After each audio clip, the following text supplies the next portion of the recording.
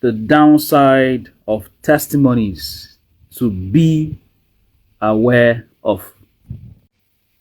Testimonies are personal stories with glorious endings. Testimonies reveal God's goodness, God's mercy, and God's power. Testimonies inspire faith.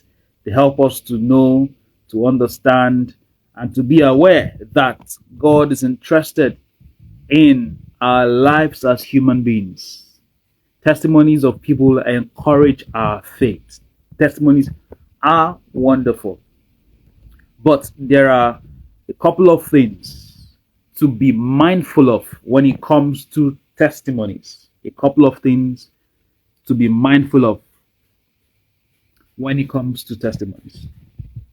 One, testimonies are personal experiences. They are personal experiences, not Christian doctrine. They are personal experiences, not Christian doctrine. For instance, Balaam was already told of God, or told by God, not to go with Balak, not to answer his call to curse the people of God. And on his way, as he went, his donkey spoke. His donkey spoke. And that was not the original plan.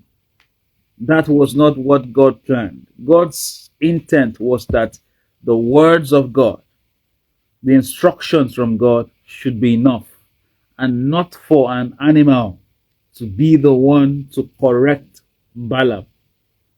So that for some people could be a testimony. Oh, my animal spoke. Oh, someone who I never expected spoke to me.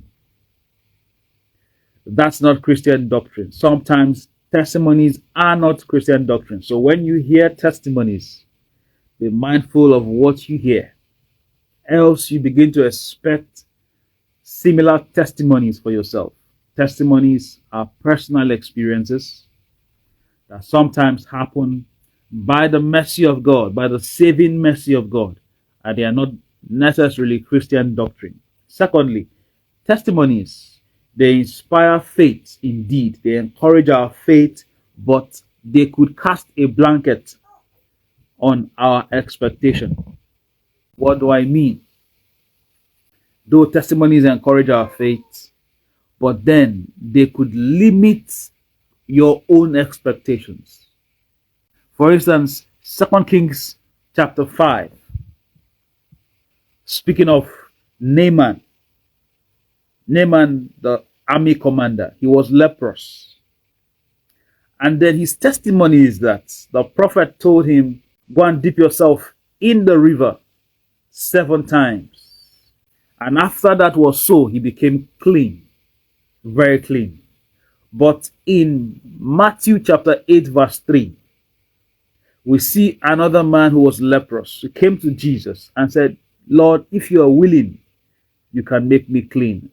Jesus said, Matthew 8 chapter 3 now, I am willing, be clean. And as it is recorded, the Bible says, immediately he was made clean.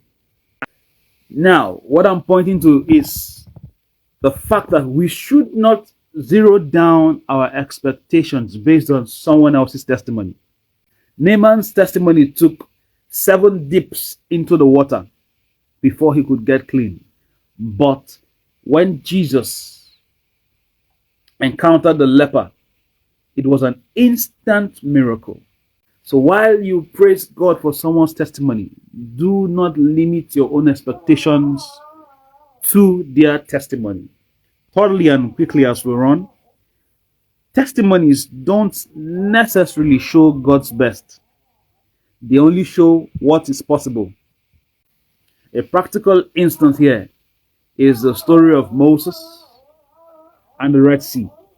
Then Joshua, the priests, and crossing the Jordan. And then Jesus. In Moses' case, the sea parted. In Joshua's case, the priests stepped into the water and the waters receded. They went down. But in Jesus' case, Jesus walked on water.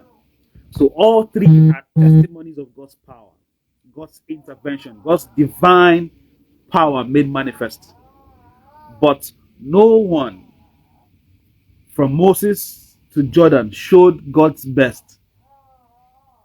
At different times, we saw different manifestations. So seeing the miracle of Moses, you might be tempted to say, oh, this is the best God can do, but that's not so.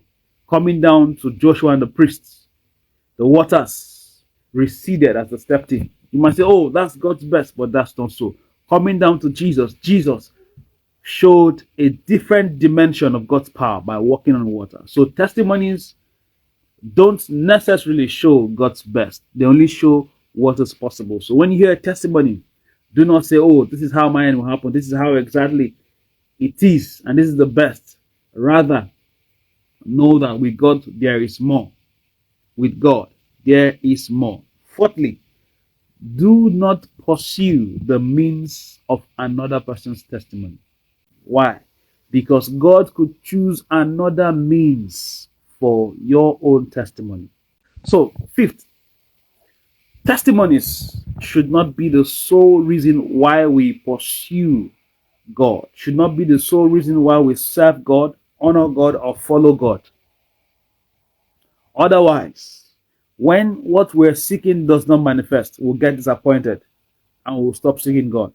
Or when what we're seeking is made manifest, we will abandon God because that was the sole reason why we were seeking God.